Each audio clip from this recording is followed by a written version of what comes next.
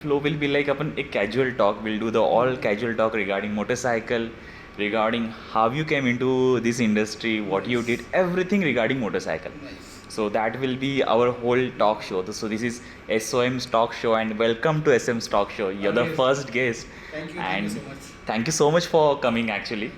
Thank you. And that will be our flow. So we have Abbas today, the founder of Buzz Moto, and this is our first talk show of Souls of Motorcycle. So I just want to know about you, like what was a motorcycle when motorcycle came into your life. ऐसा कब हुआ था कि यार ये time पे मेरे life में वो था ना कि बचपन में ऐसा धक धक करने लगता है यार, ये टाइम मोटरसाइकिल से कनेक्शन कुछ तो बन रहा है, ये मोमेंट कब आया था? So it all started. So first of all, thank you, Samrat, for like giving me the opportunity to join in with the talk show of Souls of Motorcycle. And passion अगर जैसे enter कैसे हुआ है, I would tell you कि like 13 बरस की उम्र के अंदर ही जब पापा की ये थी चेतक, तो तभी से ही देख के है ना कीड़ा तो आ ही गया था देख के कि है ना बाइक चलानी है.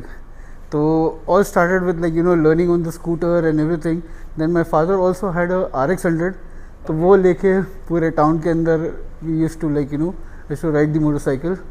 And then probably by 2000 I got my license when I turned 18. Then I started exploring more the motorcycles, and my first motorcycle was a Suzuki Fiero, fully done up. So I had bought a pre-owned Fiero, and it was there is a very famous mechanic in South Mumbai called Mohsin Rizvi. So Mohsin Rizvi की owned motorcycle मेरे पास में थी, which was very powerful at that time.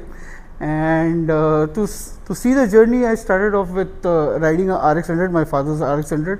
Then I had my own Splendor. उसके बाद में आई फिर ये Fiero के बाद में थी मेरे पास में Pulsar. And उसके बाद में मैंने 2005 के अंदर I actually started touring.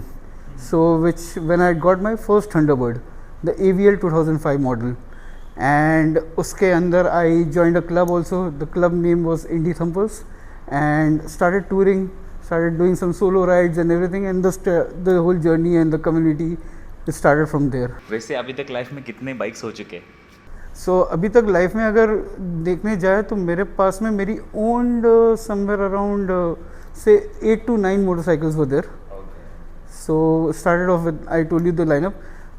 2005 की थंडरबर्ड थी. उसके बाद में मैं थोड़ा बहुत I used to go on the trails, I used to compete here and there on the dirt and all that. तो मेरी थंडरबर्ड जो थी वो पूरी चॉपर स्टाइल के अंदर थी, एंड चॉपर का मुझे काफ़ी शौक था, तो मैंने वो उसको पूरा चॉपर जैसे बना के रखा था. फिर मैंने एक दूसरी 2009 के अंदर ली थी, वो थी LB 500, द AVL 500. तो that I use to use for my competitions, थोड़ा बहुत यहाँ वहाँ डर्ट के ऊपर चलाने के लिए और ये सब. तो मेरे पास में वो थी. उसके बाद में 2014 के अंदर got rid of all the Royal Enfields, and then I got my KTM, the first KTM in 2013 and 14. And back to back I had 3 dukes.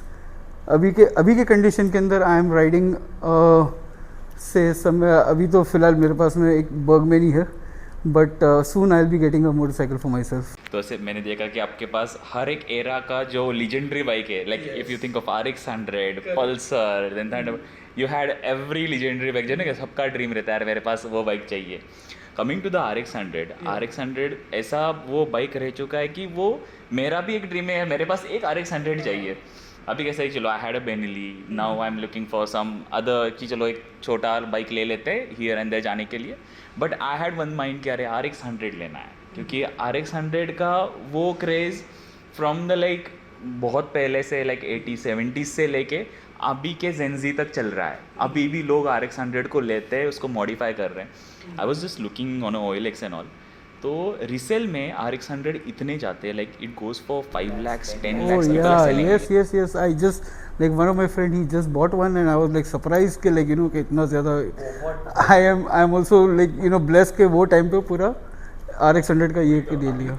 जैसे कि मतलब वो है ना गोल्ड हो गया है, वो लोगों ने वो टाइम पे कुछ हज़ारों में लिया, अभी लाखों में सेल आउट कर रहे, तो उसका वो वैल्यू बहुत बढ़ गया.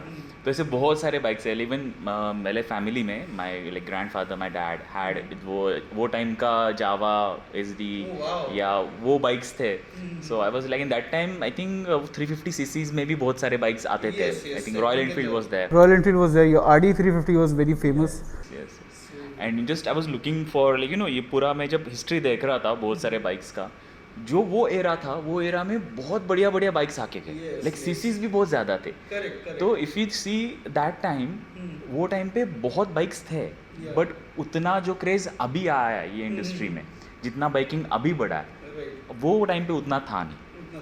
पर आपने like when you started like riding your own bike, कब कौन से ईयर में? I started touring. Touring was in 2005 properly. नहीं, बट जैसे कि प्रॉपर लाइसेंस मिला या लाइसेंस मिलने से पहले, That was in 1998, you can say.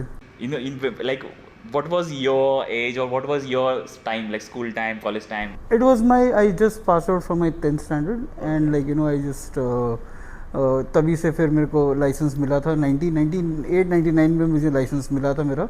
And I started like properly then riding. उस टाइम पे तो इतना हेलमेट्स वगैरह इतना अवेयरनेस भी नहीं था, तो it was very free and like the best part, वो टाइम पे ट्रैफिक नहीं था, ट्रैफिक भी और जो अभी कट मार के चलाते लोग वो सब नहीं था। So you had a best era also. अभी तो nobody used to know about it. I mean अभी क्या है कि there is education, there is something, everybody is talking about the awareness and everything. तो अभी वो ट्रेंड आ गया है कि लोग are getting level headed in terms of riding and like taking care of themselves. Even if you see a guy with say Honda Shine भी अगर चलाता है तो एक बैक ऑफ द माइंड रहता है कि हाँ मुझे एक अच्छा हेलमेट पहनना है, अच्छा जैकेट पहनना है, राइडिंग गियर अच्छा चाहिए मुझे। तो लोग अपना ध्यान रखना चालू कर रहे हैं अभी, which is a very good part. so what was your growing up like? You born and brought up in Mumbai or some other city? I have totally been in Bombay since birth, and I'm 43 now, so I have been like in Bombay, from Bombay all the time. so college time पे क्या biking की कुछ stories वगैरह ऐसा क्या हुआ? Like कभी अपना बाइक चला के, वो टाइम पे तो बाइक वो बहुत कम लोगों के पास रहती रहेगी, लाइक कॉलेज टाइम में कॉलेज में बाइक पे जाना, लोग देखते रहते, तो वैसा क्या मोमेंट था या क्या stories?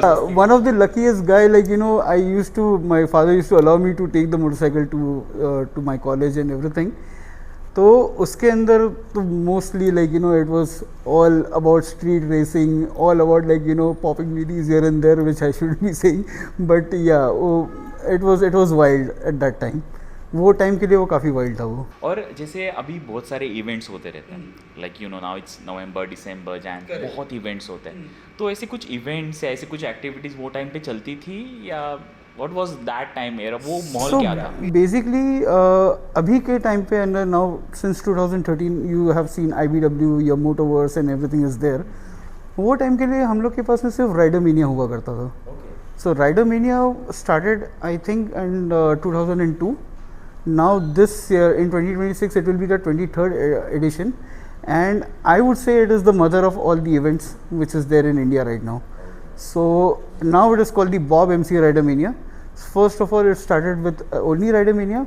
For the first 3 or 4 editions happened in Goa. जैसे अभी आप Motoverse देखते हो, तो Motoverse was also previously known as RERM, Royal Enfield Rider Mania. So this used to happen in Goa, Vikator. फिर उसके बाद में this was very much club affiliated.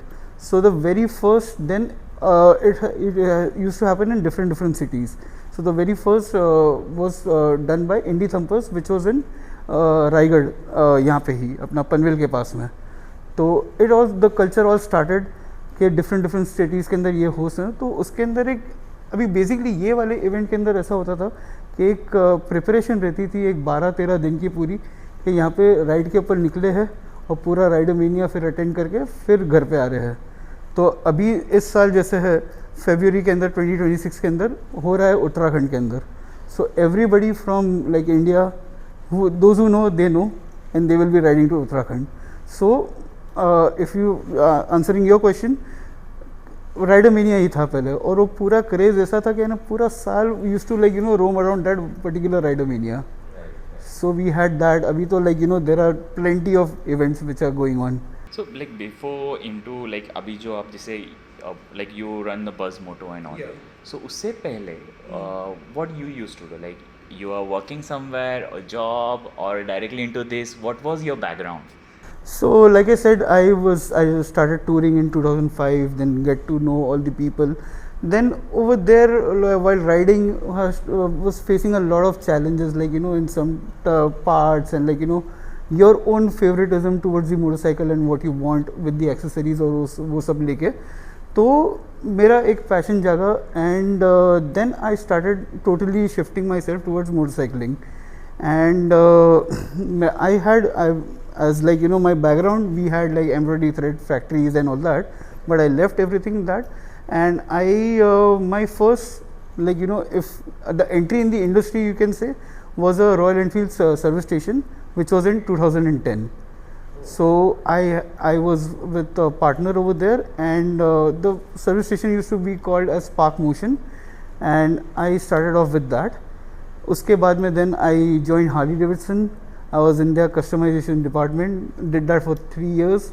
उसके बाद में then I went to I was working with an importer which were used to import helmets, aero helmets, butyl and lubricants and everything. And उसके बाद में there was a company which was making all the CRM software for the automobile industry. So I did that for a year. उसके बाद में my 2-year journey was with BMW Motorrad as their gear and garment manager and the marketing manager, and my last job was as a sales manager at Kawasaki. And after this, accumulating all the experience, all the riders, all the communities and everything, I founded my Buzz Moto. So you were like, what was sales manager at Kawasaki, right? Kawasaki, What was your experience? Like you used to manage all the sales thing, right? Yeah, all the sales I used to monitor the whole the leads coming in, the whole inquiries coming in. So I used to, and somehow Kawasaki is a very good motorcycle, so used to enjoy talking about it because एक motorcycle अच्छी होनी, base product आपका अच्छा होना चाहिए तो आपको भी बोलने में सीमलेसली अच्छा लगता है. बराबर है. मैं ना like during my college time मैं मेरा का एक हॉबी रह चुका है कि just I use to go to showrooms, I to try cars, I to try bikes. जो भी लॉन्च होने वाला है मैं पहले कनेक्ट कर लेता था, बोल देता कि हाँ कि लॉन्च हुआ है, अवेलेबल है ट्राई के लिए, I need to go. So that was my hobby. College time पर यही करता था. सो बैक इन 2012-13 वो टाइम पे इतने रिव्यू चैनल थे नहीं. वो टाइम पे अगर मैं कर लेता ना तो आज अच्छा खासा. नहीं, मेरे को भी वैसा ही लगता है कि the rides and everything, the life was so vagabond kind of a thing कि to record, अगर हमने रिकॉर्ड कर लिया होता आज के टाइम पे it would be gold man. ना ये हो जाता. मैं भी सोचता हूँ ना, मैं I was in 12th when in 2011-12 I was in 12th standard. So वो टाइम पे मैं पापा से डिस्कस कर रहा था. मैं पापा को बोला कि, और वो टाइम पे फेसबुक ज़्यादा चलता था. I think Insta just have came, I don't no, but ऐसा कुछ था. तो फेसबुक बहुत चलता, फेसबुक पेजेस चलते थे. तो मेरे दिमाग में था यार ऐसा कुछ बनाते हैं. मैं तो शोरूम जाता ही हूँ, I will make a video and I will post on a Facebook and I will tell about all the about bikes. I will like what are the features, क्या क्या है इसमें, वैसा बाइक के बारे में बात करूँगा. और किसको बाइक लेना है तो मुझे कांटेक्ट करो, मैं आपको बताऊंगा आपके लिए कौन सा सूट करता है. So that was my idea. But वो रहता है ना कि इतने एक तो यंग एज में we are not confident enough कि कैसा होगा क्या होगा.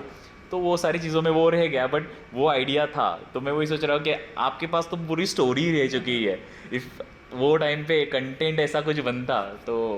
So accumulating your experience and my experience, the moral of the story is कि start whatever idea you have, start with it.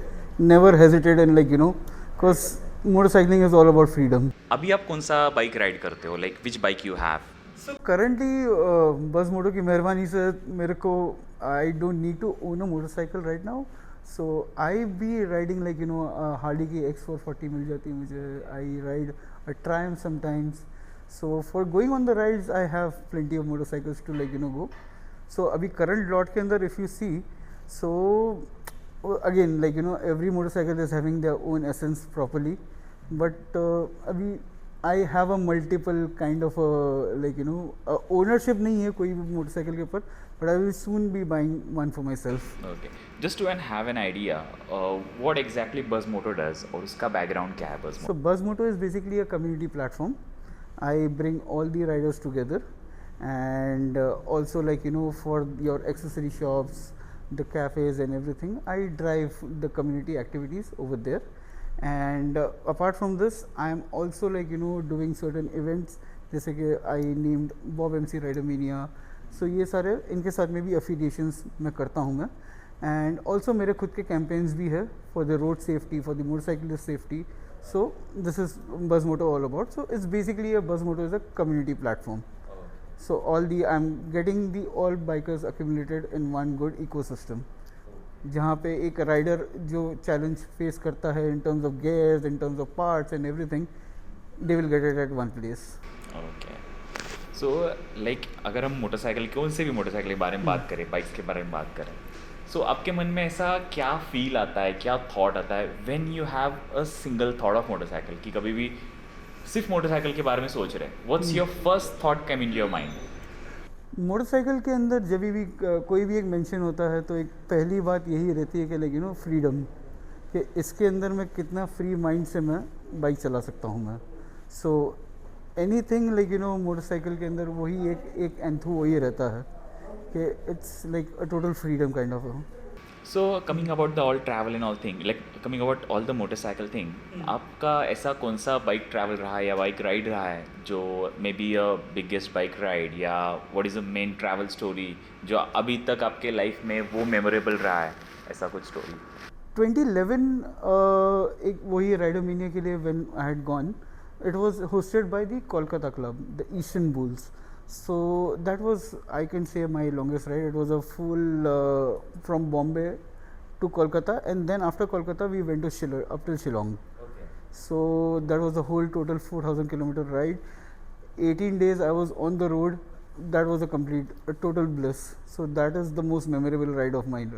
क्या लगता है लाइक 18 डेज रोड पे रहना, was the feeling and what was you as a person while coming back, like after coming back? Because I can definitely say, because जितना हम लोगों ने अभी तक राइड किया है, मुझे लाइक कुछ दिन के लिए भी बाहर निकल जाऊँ उसके बाद मैं अपने आप को कुछ अलग ही पाता हूँ, like I am different person.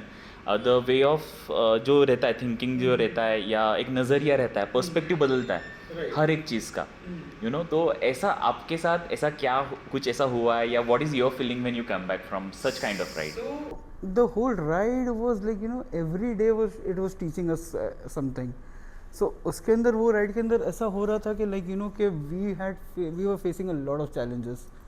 And when I say we were somewhere around a group of say 6 to 10 people who were like you know riding separately. We had the plan to going to Shillong and everything. So seeing the very remotest part of India, like you know riding through whole like you know the West Bengal and everything really taught us like you know.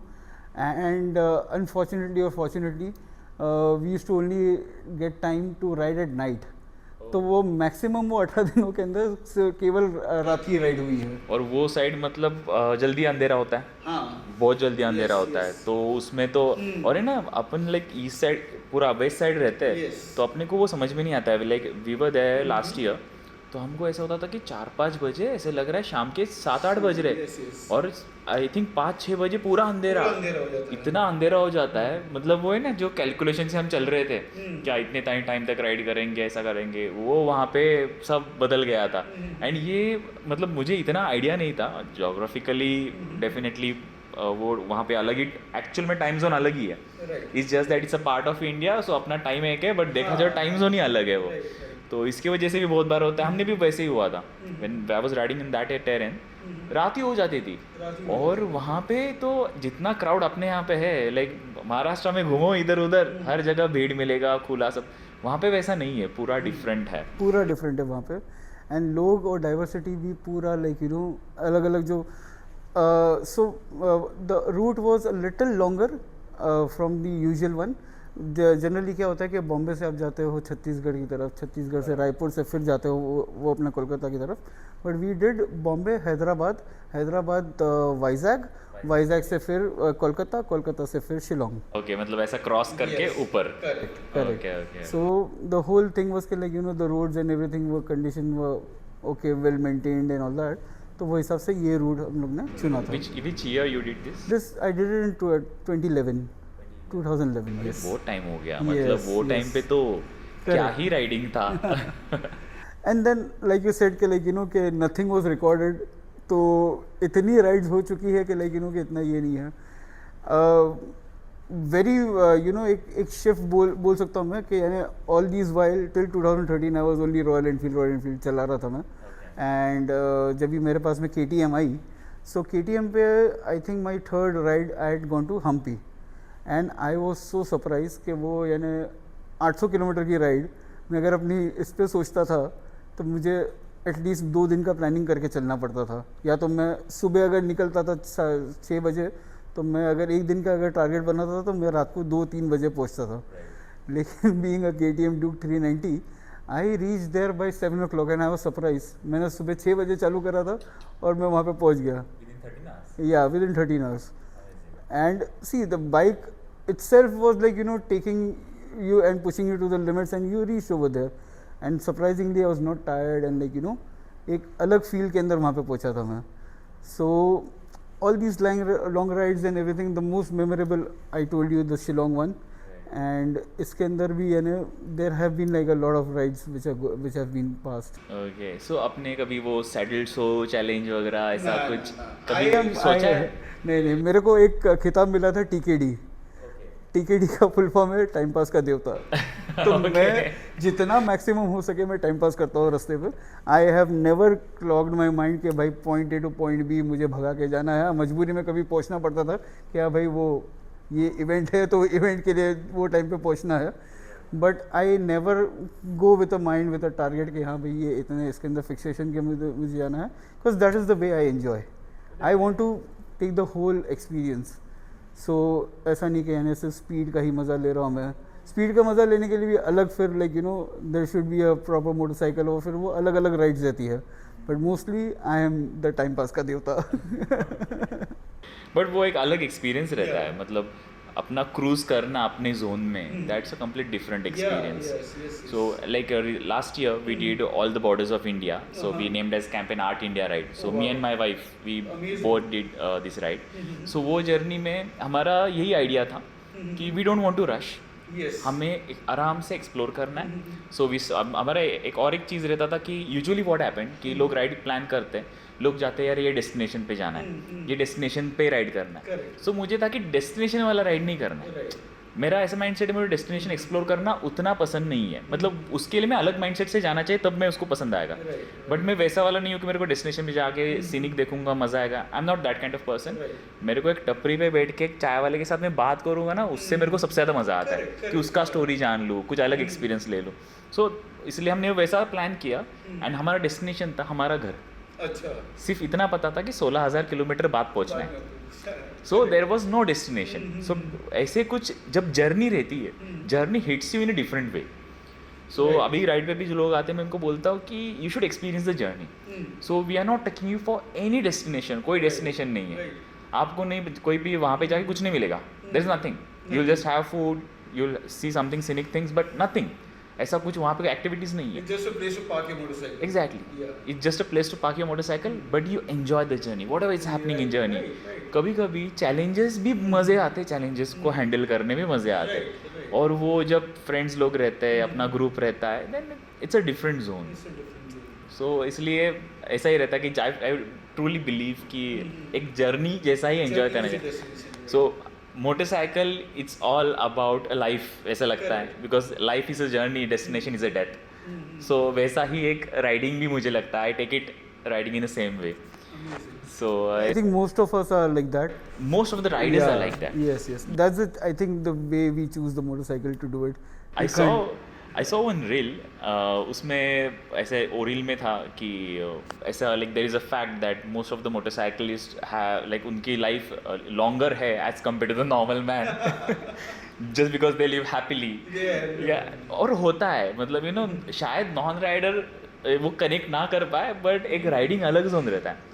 So that's a different thing. My father used to be amused with one word whenever I used to leave for rides. मैं पापा को बोलता था मैं recharge करवा के आ रहा हूँ. तो मैं अपने आप को रिचार्ज करके जाता था. नहीं, बहुत बार होता है. लाइक बाइक पे निकल जाओ, you become more creative person, you become complete different person. I would like to ask you one कि आपके परिक्रमा के अंदर the whole border what you did, तो which was the most beautiful patch you like you know कि हाँ भाई यही है.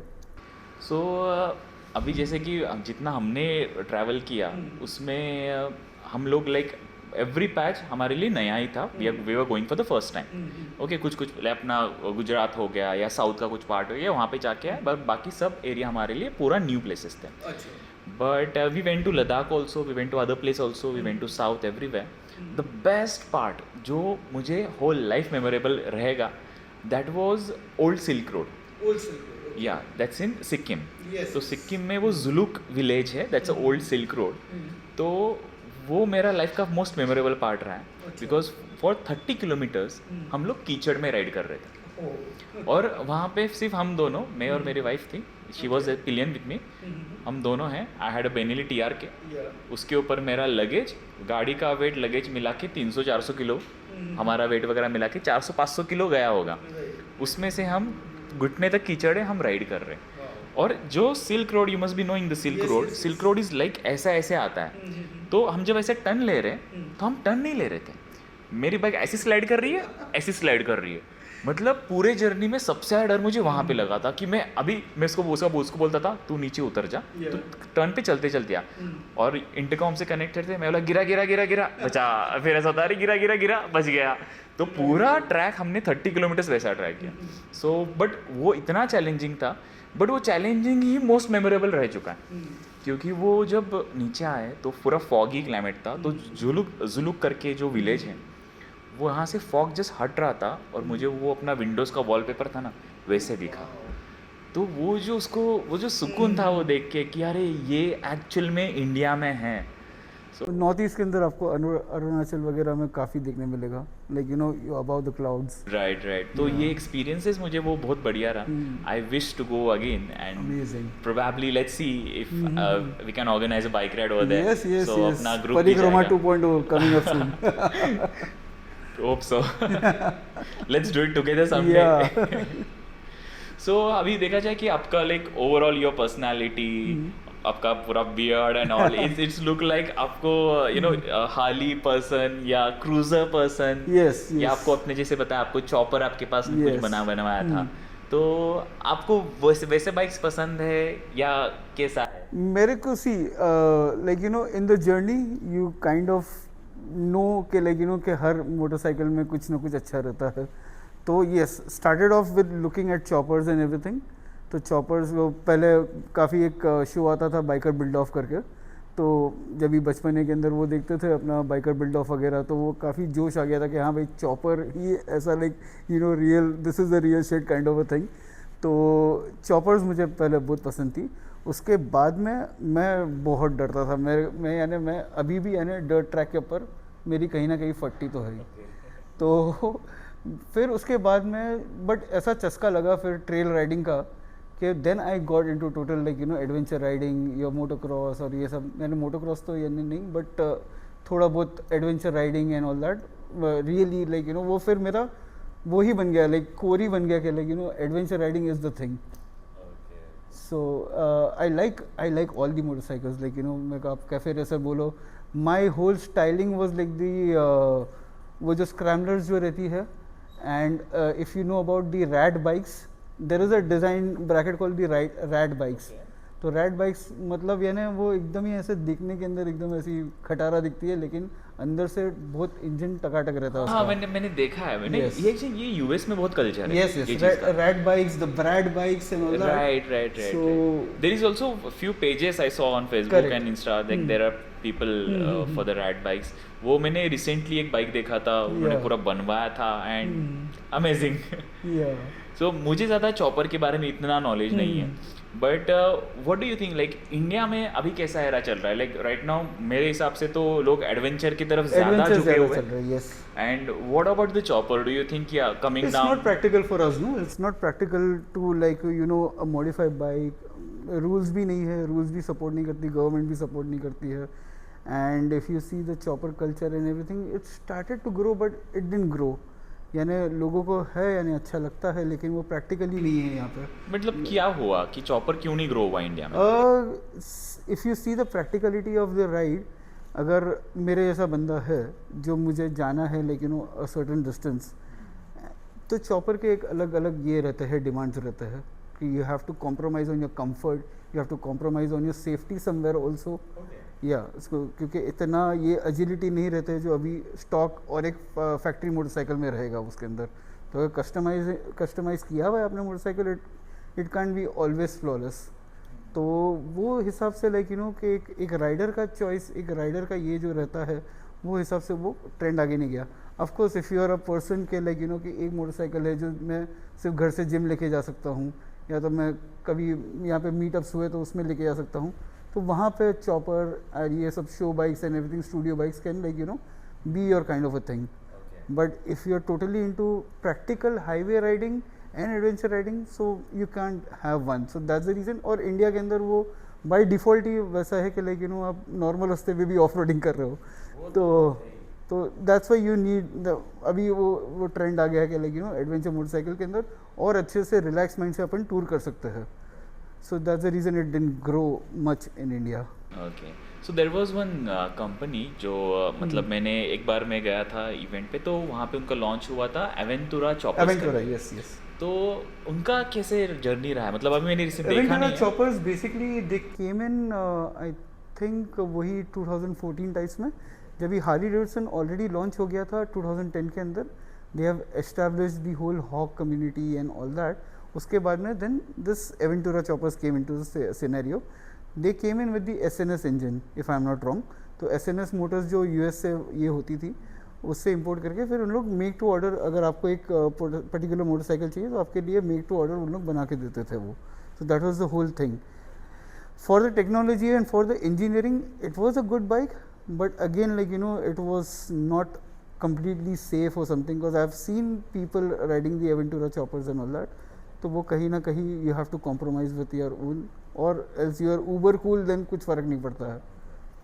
But that was completely road legal, right? Yeah, that was completely road legal. That was certified, a proper Aventura was a proper company which was giving huge like if that chopper के अंदर भी काफ़ी genres है। तो उसके अंदर भी जो मेरा जो स्टाइल था वो पूरा कम्प्लीटली स्ट्रिप डाउन वर्जन, यानी एक मोटरसाइकिल में से एटलीस्ट यानी 12-13 किलो तो मेरे को कम करना ही है। फिर अलग जो चॉपर्स रहती है तो उसके अंदर ऐसा रहता है कि एड ऑन वेट रहता है, तो with the accessories with the big S wheels and all that, तो वो उसके अंदर एक्स्ट्रा उसके अंदर ये जिंग बैंग्स रहते हैं।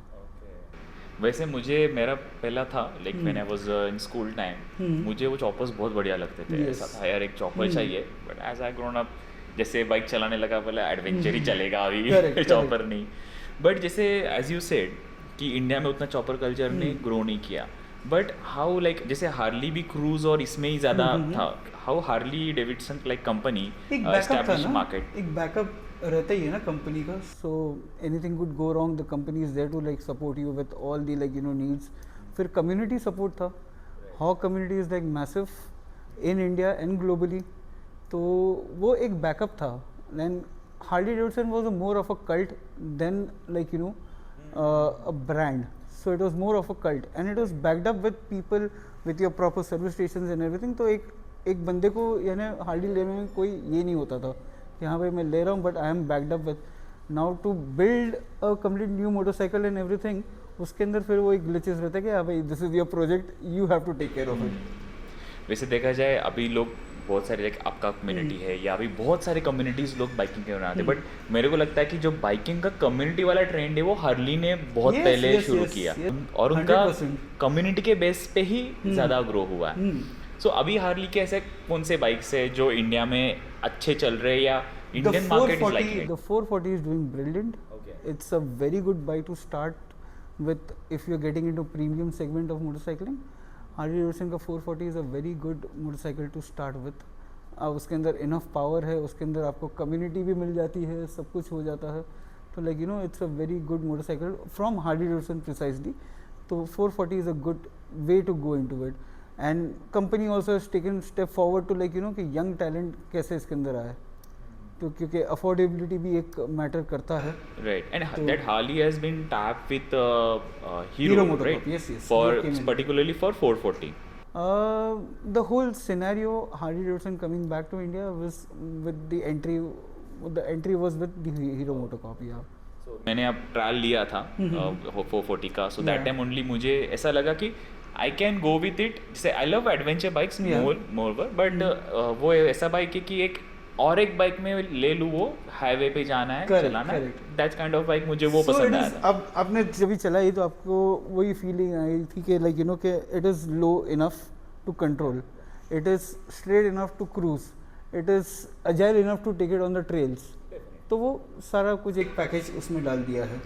Right. Which is another bike, like उसको कॉम्पिटिटर बाइक कौन सा है आजकल?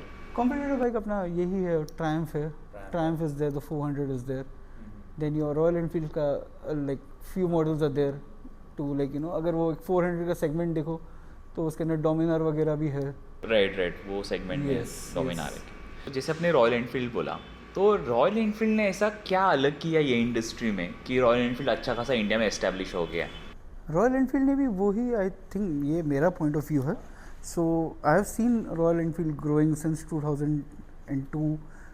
वो टाइम पे जो हार्डकोरनेस लाइक यू नो एक राइडर को एक चाहिए था, आउटकम चाहिए था, वो आर से ही मिल रहा था.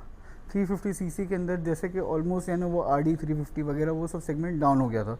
जावा वगैरह मिलती नहीं थी. वही टाइम पे करिश्मा थी, like you know a very bigger bike. So competitively that metal headness के लाइक यू नो कि यहाँ मेरे को लोखंड चला रहा हूँ, तो वो बुलेट से फीलिंग आता था. ये मेरा पॉइंट ऑफ व्यू है.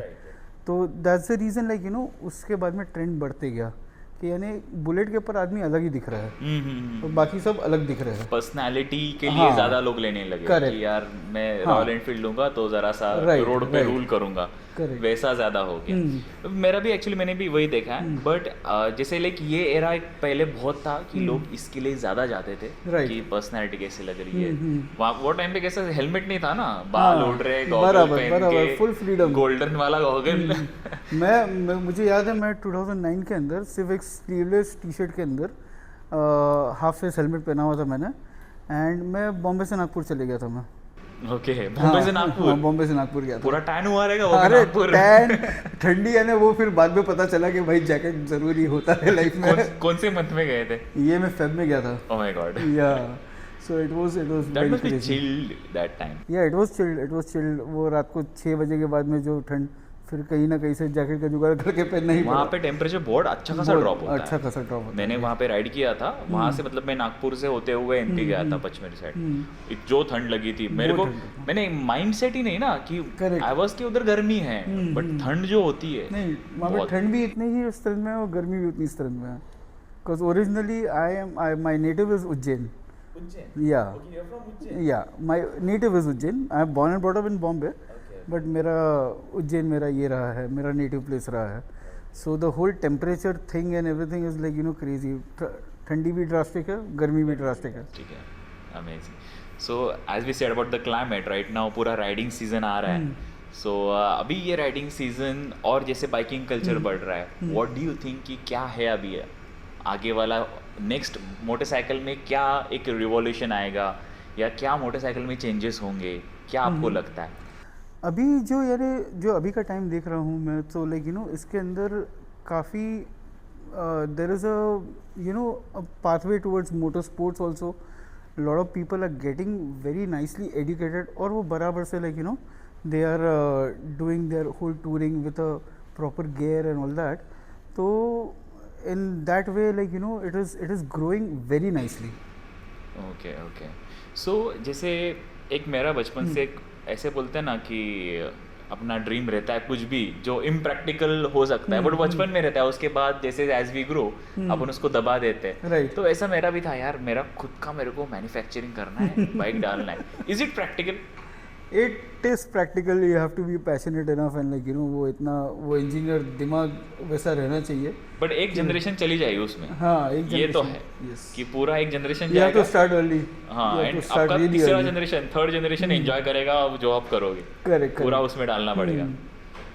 और वो लाइक ये क्यों मतलब इतना क्यों एफर्ट्स लगेंगे एक ब्रांड को, अगर मैं खुद मैन्युफैक्चर कर रहा हूँ उसको ग्रो करने में. लाइक एक इंजन है समझ लो, 200-250 सीसी के अंदर मेरे को अभी पता है how it's manufactured, I know everything, मेरे को नॉलेज है. कोई भी समझ लो एक मैकेनिक है, उसको अच्छा खासा नॉलेज, डेप्थ नॉलेज है, एंड वो मैन्युफैक्चर करना चाहता है. What are the challenges? Is it norms, regulations, There are और too many challenges. There are too many challenges, especially investment? investment, अगर वो सब everything is in place, your design is also in place, then there is your government which needs to pass the whole motorcycle and all that, because there have been lot of like as we speak there are a lot of these kind of players who want to like get in up. ये shark tank वगैरह में ही देख लो. सो उसके अंदर भी काफ़ी देखे थे मैंने brands who are very on a nascent stage and want to come in. There was a very promising brand which was coming up, which was called the M-Flux. Yeah, and it was supposed to be the fastest kind of a motorcycle, electric vehicle, electric motorcycle, and they were like planning to do it for the tracks and all that. तो वो ऐसी company भी एक गई एक stage पे, फिर वो आई. I am sure you must have not heard of the name of it. So M-Flux करके एक था कंपनी वैसा, and it couldn't like sustain और कम आउट और समथिंग, और आई डोंट रियली नो कि अभी उनका पोजीशन क्या है, but this not the name is not heard anywhere. Okay, so talking about all the electric bikes, क्या है इलेक्ट्रिक बाइक्स का आगे फ्यूचर? आपको लगता है electric bikes? Yes, of course, with the Ultraviolette coming up with the X47 and all that, and it is good. The अभी centres भी काफ़ी विजिबली दिखते हैं कि लाइक जहाँ पे आप मोटरसाइकिल चार्ज कर सकते हो अपनी, और बाइक्स या कार्स चार्ज कर सकते हो. I personally haven't experienced on the highway. मैंने सिर्फ सिटी वगैरह में चलाई है EV व्हीकल्स, बट हाईवे का एक्सपीरियंस कैसा है आई don't no. But I see like a lot of cabs and also which run from Bombay to Nasik and all that. In that way, when I say cabs, तो उसके अंदर है ना charging की एक फैसिलिटी होगी, तो वो हिसाब से लाइक लोग लेके जाते भी होंगे हाईवेज के ऊपर. नहीं, अभी जैसे चार्जिंग स्टेशंस देखे मैंने, लाइक मैं I see lot of videos and vloggers and YouTubers, they travel like all India, बहुत लंबा ट्रैवल कर रहे हैं and with car, with electric car. So ऐसा बहुत अभी वो तो चार्जिंग सेशंस बढ़ ही रहे. But what do you feel like, जैसे मैं like being on electric bike मैं अपने आप को इमेजिन नहीं कर पा रहा हूँ. मुझे चाहिए वो फील, यार गियर शिफ्ट कर रहा हूँ, गियर डाउन किया, ओवरटेक किया, वो चाहिए. So I don't know how that will be a different feel, या वो कैसा होगा इलेक्ट्रिक में. एक तो सबसे बड़ा चैलेंज मुझे लगता है राइडिंग इलेक्ट्रिक बाइक, एक तो उसका आवाज़ नहीं आता.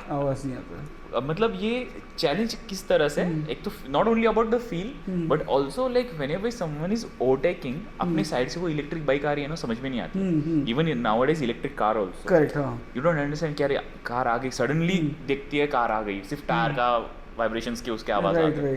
तो वो एक जरा लगता है, बट आई डोंट नो कि वो कल्चर कैसे रहेगा कि जब लोग इलेक्ट्रिक बाइक चलाएंगे. आई थिंक वो पूरा शिफ्ट ऑफ माइंड मेंटालिटी जब भी होगा तभी लाइक एक्सेप्टेंस आएगा उसके अंदर, क्योंकि कंबशन इंजन का ग्रंट EV तो नहीं ला सकती है कभी भी. It is, I don't think so it is possible, और like it will be gimmicky अगर उसके अंदर ज़्यादा कुछ आवाज़. आई थिंक रिवोल्ट वगैरह के अंदर वो रिवोल्ट के अंदर साउंड्स है, like you have different sounds, उस साउंड्स के हिसाब से. But it's the grunt is the whole thing. आपको जो कंबशन इंजन के अंदर जो ग्रंट मिलता है वो EV के अंदर कब आएगा वो पता नहीं. Probably like it will be a little next level. मुझे लगता है ना कि ये जैसे जनरेशन है पूरा, like I am a 90s kid, so like 90s हो गया, मे बी अर्ली 2000 हो गया, उसके बाद की जब जनरेशन आएगी they will have an acceptance for EV. Because अभी कैसा हुआ है कि मोपेड्स में EV बहुत चल रहा है, बाइक्स में इतना नहीं है, बट मोपेड्स में, स्कूटर्स में lot of EV brands are there, Ather is there, and even other brands are also entering, अपना अपना EV एक मॉडल निकाल रहे हैं. तो ये अभी जो मोपेड सबसे पहले कौन चलाता है, स्कूटर कौन चलाता है, कॉलेज से पास आउट हुए लड़के, फिर वो बंदे आएंगे बाइक पे, फिर उनको आदत लगेगा EV का, फिर भाई ये गियर वीर क्या चला रहे हो, उनका वो माइंडसेट हो सकता है. तो वो पॉसिबिलिटी है, तो उसके लिए और 2-3 जनरेशन जाएंगे EV पे शिफ्ट होने के लिए. No, but it's rapidly growing, and the companies also like understanding the customer very perfectly. Like Ultraviolette is doing a very brilliant job with the whole उनका कस्टमर यूजेबिलिटी के अंदर user friendly एक vehicle कैसा रहना चाहिए and everything. सो वो भी rapidly side by side grow हो ही रहा है. मैंने ना एक्चुअली मैंने सुना है कहीं पे, आई थिंक चाइना के किसी सिटी में वगैरह, वहाँ पे वैसा है कि अब सिटी के अंदर सिर्फ EV गाड़ी बाइक्स चलते, EV bikes are allowed. Oh nice. Your normal bikes are not allowed. तो वो मुझे इनिशिएटिव बहुत बढ़िया लगा कि at least within a city, like city में किसको चाहिए ना साउंड चाहिए, ना कंबशन चाहिए, अपने को चाहिए कम्यूट करना है, उसके लिए EV बहुत बढ़िया है. तो सिटी में मुझे लगता है ये अगर ऐसा कुछ लाया ना, कि ओनली नहीं, अपना स्टार्ट हो गया ना ऑलरेडी। कहाँ पे हुआ? महाराष्ट्र के अंदर माथेरान के अंदर मोस्टली। हाँ माथेरान में हुआ है। माथेरान हाँ, में हुआ है। माथेरान गया था मैं Yeah. रिसेंटली, तो माथेरान में पूरा ईवी किया करेक्ट उन्होंने। करेक्ट या that's a best thing, but That's a और very good thing. करना चाहिए, और भी चीज़ें ये करनी एग्जैक्टली चाहिए। एग्जैक्टली लाइक अभी जैसे मुंबई में भी मैं अंदर अंदर जब मेन सिटीज़ में जाओ, मैंने देखा कि कोलाबा साइड पे एवरीथिंग इज ईवी ना, या buses are EV, everything is EV. Correct, correct. उससे मैंने डिफरेंस चेंज देखा है क्लाइमेट में होते हुए, बहुत चीज़, because I stay in village area, yes so मैं ज़्यादातर वहाँ पे रहता हूँ, सिटी में आना जाना बहुत कम रहता है, बट इसलिए मैं वो डिफरेंस मुझे समझ में आता है कि अरे यहाँ पे पहले ज़्यादा पोल्यूशन लगता था, अब Right. कम लग रहा है, राइट। तो शायद ये चेंज हो सकता हाँ है। हो सकता है। सो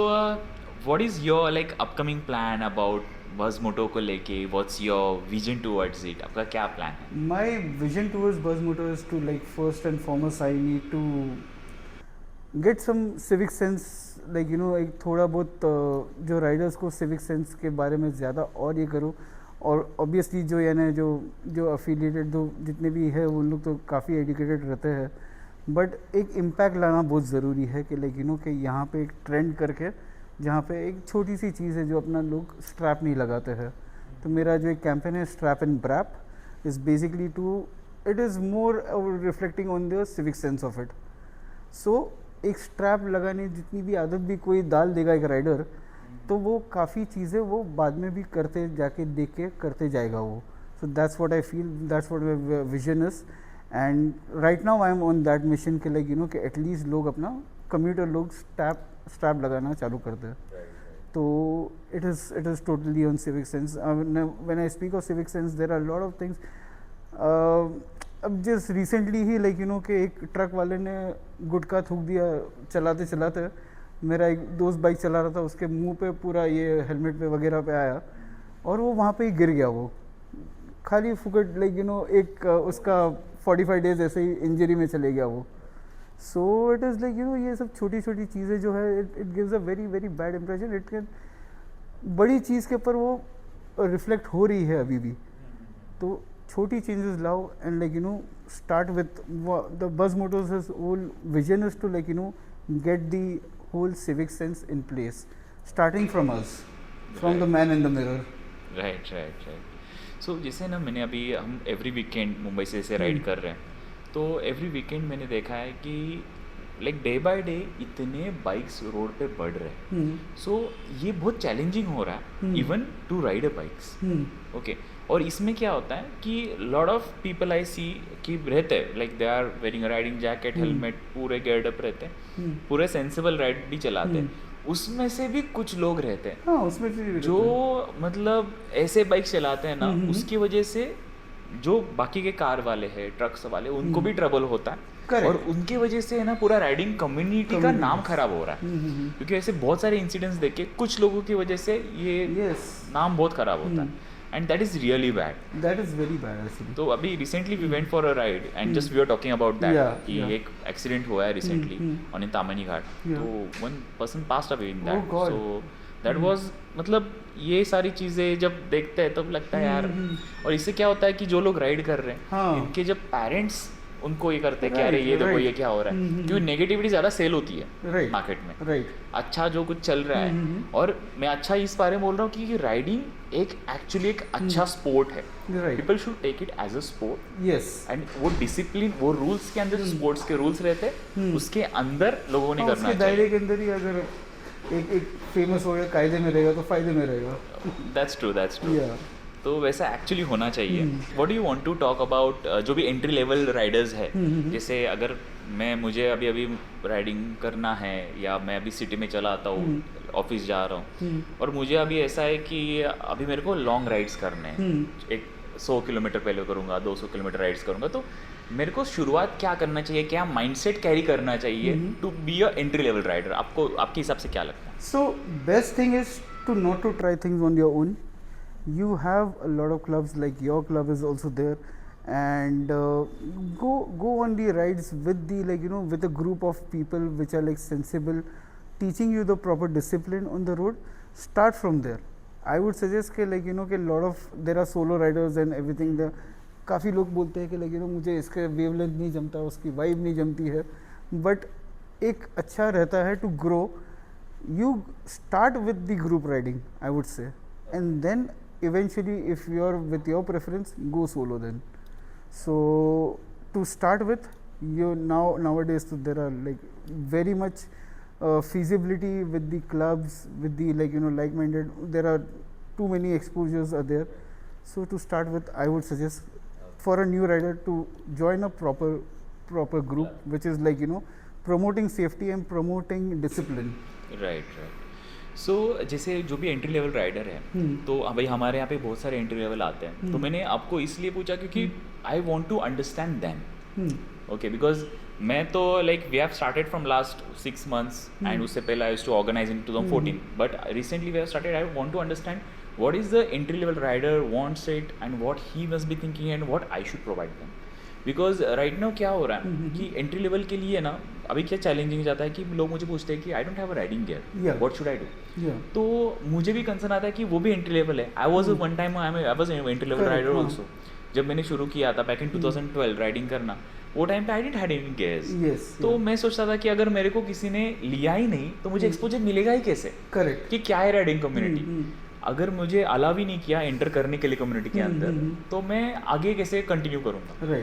सो that is where initially we started allowing people कि आप आ जाओ, जस्ट वेयर द हेलमेट, क्योंकि हेलमेट इज मैंडेटरी, वो कंपलसरी वेयर करो, अच्छे शूज वेयर करो and wear some tough jacket. ऐसा मेरा उनको बोलना रहता है कि कोई भी टफ जैकेट वेयर करो, आप राइड पे आ जाओ. तो पहले आप हमको जानो, अपना ग्रुप कैसा है, राइडिंग का क्या रहता है, कैसे राइड करते हैं, एंड आफ्टर दैट मैं उनको बोलता हूँ कि then you purchase your riding gears and उसकी सेफ्टी क्या है, क्यों परचेस करना चाहिए. So what is your thought अगर मैं ऐसी सिचुएशन में हूँ कि I want people to get a riding gears, but अब इसमें और एक पर्सपेक्टिव है कि लोगों के पास एक होता है क्या फंड मैनेज करना, because nowadays riding gears are damn expensive also and damn cheap also, like range बहुत बड़ी रहती है. बट क्या होता है जब बंदा लेने जाता है ना, सस्ता वाला लेने जाता है, शॉप वाला बोलता है ये मत ले, बराबर, उसको दिखाएगा तू ये वाला ले, ये 10,000 में जाएगा बट तेरा जान बचाएगा, ये बट डेफिनेटली प्राइस के हिसाब से सेफ्टी मैटर होता है. बट वो बंदे ने क्या करना चाहिए, उसने राइडिंग गेयर्स कैसे चूज करनी चाहिए, या क्या उसका क्या माइंडसेट होना चाहिए. फर्स्ट ऑफ ऑल जो कॉन्सेप्ट है कि जितना महंगा राइडिंग गेयर होगा उतना अच्छा होगा, आई डोंट थिंक सो कि that is a valid thing. इसके अंदर ये हो सकता है कि जो सस्ता गेयर जो 3,000 से भी जो चालू होते हैं जैकेट्स वगैरह, उसकी लाइफ शायद से कम होगी.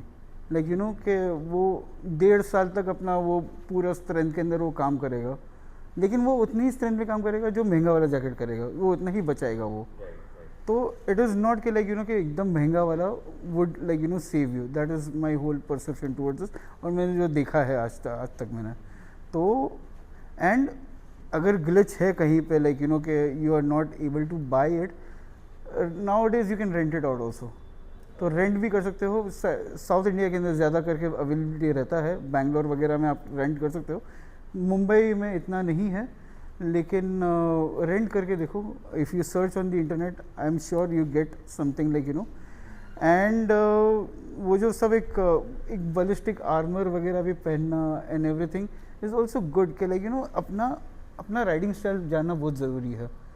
नाउ इनिशियली जब भी मेरे को भी राइडिंग गेयर का नॉलेज नहीं था, मैंने जाके एक जो रॉकेट का मेरा सबसे पहला राइडिंग जैकेट था वो, तो मैंने लिया था solid jacket. Now when I से सॉलिड जैकेट, उसके अंदर परफोरेशंस मैच नहीं था, बट माई फ्रेंड सजेस्टेड कि तू साला स्टंटिंग करता है, थोड़ा बहुत व्हीली मारता है, तो तू you better go in for a solid jacket, because if you fall then वो मैच जैकेट इतना समझेगा नहीं. बट अभी के टाइम के अंदर you have all the comparisons, so whatever is suiting you, first of all go in for that. Money comes in later कि money कितना डालना है. What do you think about कि जैसे सिर्फ अगर चलो गार्ड्स ले लिया, अभी वो जैसे आर्मर आता है सिर्फ, what about कि जैकेट नहीं लिया, चलो मैं आर्मर ले लेता हूँ. So what is your thought on that? कि See, jacket is the holistic picture. वो सिर्फ सेफ्टी के लिए नहीं होता है, वो आपके फटीक के लिए भी होता है. सो इट इज़ नॉट ओनली के कि ये खाली सेफ्टी के एंगल से ही ये पूरा जैकेट ले रहा हूँ. अगर आप सिर्फ बायोनिक गेयर्स वगैरह पहनोगे, जो विंड ब्लास्ट लगेगा आपके सीने पे और ये सब चलाने के टाइम पे, that will give you more fatigue. With the half face helmet जब भी आपको हवा लगती है आपके अंदर, you will be more tired when you reach your destination. So it is if short training and all that, and if there is too much of a hot climate, I would suggest then only wear your protective bionic gears and all that.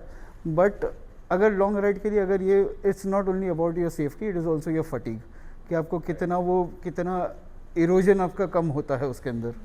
ये मैंने बहुत बार observe किया है. अभी बहुत बार Riders मुझे बोलते हैं कि अरे आदत नहीं है, अनकंफर्टेबल फील होता है, but once you have habit of it, वो इतना मतलब उसके सिवा चला नहीं सकते. Like I ride Benelli TRK, तो मेरा ऐसा है कि मैं वो बाइक चलाता हूँ तो मुझे ग्लोव्स चाहिए, जैकेट चाहिए, शूज चाहिए, उसके अलावा मैं बैठ नहीं सकता बाइक पे.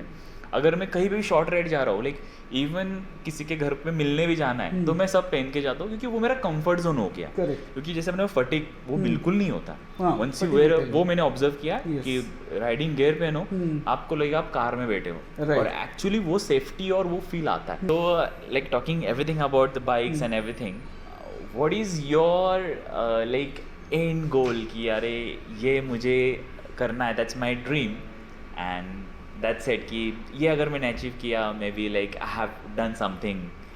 It's mainly like seeing all the nook and corner of my country. India के अंदर मुझे सब जगह मुझे देखनी है. That is my country is already very rich and beautiful. So my dream is to see all the culture. अभी तक I would say like a traveller और a tourer, I must have covered only the 0.5% of it. So I want to at least be at 30%. Yeah. So that is my dream, and seeing the whole. So thanks for. It was thanks to you to give me such an opportunity, and thanks to Rodi's Coffee House also. Yeah. So give us. So Rodi's Coffee House has given us an opportunity to have all the space to यहाँ पे हम use करें and यहाँ पे हम पूरा shoot करें. So thanks to Rodi's Coffee House. और ये रोडीज वही है जो आप देखते हो MTV वाला, वही रोडीज है. मैं भी पहले कंफ्यूज था, बट या आपने दिया ऑडिशन दिया आपने? नहीं, बट है ना, रोडीज को लेके जस्ट एक शॉर्ट बात बताता हूँ कि रोडीज को लेके एक स्टोरी है कि आई हैड एन एक्सीडेंट 2014. तो 2014 में I was bedridden for almost 6 months 7 months में बेडरिडन था. तो एक साल मैं रिकवरी में गया. तो वो टाइम पे करने के लिए कुछ नहीं था. लाइफ में पहली बार रोडीज ने एंट्री तब लिया था. अच्छा. कि वो टाइम पे मैंने उसके सारे सीजन 14 तक जितने सीजन थे ऑन द गो देखे मैंने. मतलब रोज का एक सीजन खत्म कर, मतलब एक सीजन नहीं, कुछ एपिसोड्स, बट रोज कंटिन्यूस देख रहा हूँ. 12-12 घंटे मैंने रोडीज देखा. तो Roadies has change my life. I am telling you, जो माइंडसेट बदला है ना.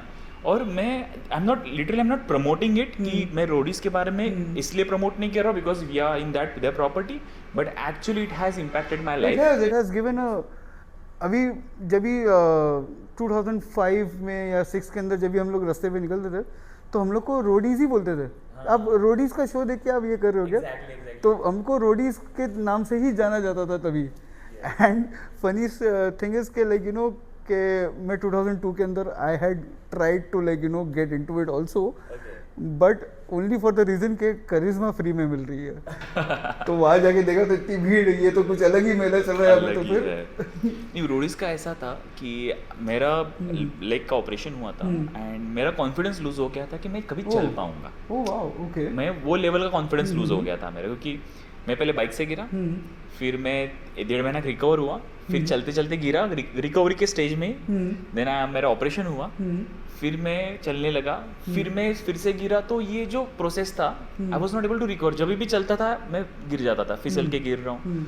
तो वो जब रिकवरी नहीं हो रहा था, I went to into depression कि मैं कब मैं चलूंगा. And I left the confidence. पूरा वॉकर पे ही 6 महीना चला हूँ. तो रोडीज था, रोडीज में कुछ एपिसोड देखे मैंने. वो एक एपिसोड मेरे को याद है कि जब वो बंदा आता है एंड ऑडिशन देता है, एंड जैसे रघु राजीव देयर, वो सीजन आई थिंक सीजन 9 में. तो वो टाइम पे वो बंदा बोलता है कि सब कर सकते हो. बोले हाँ सब कर सकते हैं. तो उन्होंने बोला कि इस पे किक मार के दिखाओ. तो वो बंदे ने एक पैर था उसका, he didn't had another leg. Oh yeah, yes. I know who you're talking about. And I was impressed. मैंने वो पूरा सीजन देखा. मैंने बोला वो बंदे का पैर नहीं है, वो किक मार रहा है. मेरा पैर होके मैं बाइक नहीं चला सकता. दैट वाज मेरा माइंड बदलने लगा. एंड मैं सोचना, मैं फिर क्या प्रैक्टिस करता था, मेरा पैर सिर्फ फुटरेस पे रहना है, इससे सिर्फ ब्रेक दबाना है, आगे का ब्रेक से गाड़ी चला लूंगा, इससे गियर लगा दूंगा, एक साइड में पैर टच कर दूंगा, बस. बराबर वो मोटिवेशन था. And riding was the motivation कि मैं पैर पे खड़ा हूँ. मेरे पोर्च में बाइक मेरी लगी थी वो टाइम पे, मेरे पास पल्सर 220 थी। तो मैं प्रैक्टिस करता था कि लेग का फोल्ड होने का, कि बस फुट रेस्ट तक पैर आ जाए। वो मेरा फिजियो था, दैट वाज माय फिजियो, कि फुट रेस्ट तक पैर आ गया। एंड जिस दिन मेरा पैर टच हुआ फुट रेस्ट पे, उस दिन मैंने बाइक बाहर निकाली। तो वैसा पूरा, इसलिए रोडीज इज लाइक मेरे शुरुआत थी कि पूरा मेरा माइंडसेट बदल गया। मेरा I am like being more confident after that, मेरे एक्सीडेंट के बाद। तो ऐसा हुआ कि पैर टूटने के बाद पैर पे खड़ा रहना सीखा है, और वो रोडीज से हुआ था। एंड शायद ये पॉडकास्ट भी शुरुआत भी रोडीज से हो जाए। ये आप जिस जेंटलमैन की बात कर रहे हो, आई थिंक मैंने अभी रिसेंटली उनको एक इवेंट में भी देखा था मैंने। Okay, and I am sure कि कोई कमेंट करके उनका नाम भी लिखेगा। अरे यार हो सकता है। तो या that's it for today. And I don't no अभी एडिटिंग में समझ में आएगा ये ओवरऑल गया कैसे, but thanks for being a first guest. Thank you so much for having me. मेरा यही था कि लाइक मैं आपसे बहुत ज़्यादा कंफर्टेबल हूँ to talk, because I want people like you. Why am specifically talking about you, because क्या होता है ना, जब भी कुछ ऐसी शुरुआत करते हैं तो एक नर्वसनेस रहता है, ओके। बट एक रहता है ना कि अगर सामने का बंदा ओपन हो, लाइक वो अलाउ कर रहा है आपके ओरा में, आप आ जाओ। तो आपका वैसा था जब मैं आपको पहली बार मिला था एक इवेंट पे, तो मुझे वो फीलिंग आया था। मैंने बोला नहीं, आपके साथ करना है, शायद मैं कंफर्टेबल हो जाऊं। बाकी दूसरा एपिसोड में बता दूंगा, देखो पहला एपिसोड इनका देखो ऐसा होने वाला है। So thanks for being on सोमस्टार।